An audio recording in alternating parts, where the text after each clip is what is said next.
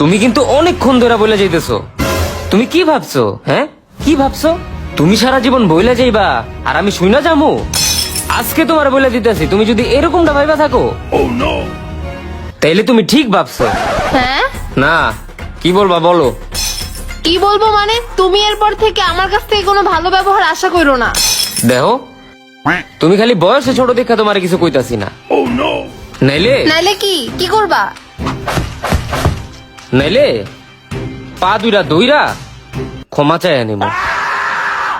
আর শুনো, তুমি খালি রাগ হয়ে কথা কইতাছো দেখা তোমার আমি সরি কইতাছি।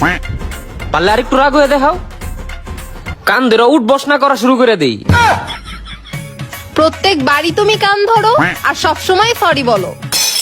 দেখো, আমার লগে মিথ্যা কথা কইবা না, আমি সব সময় সরি কই না। গতবার কি কইছিলাম তোমার মনে আছে?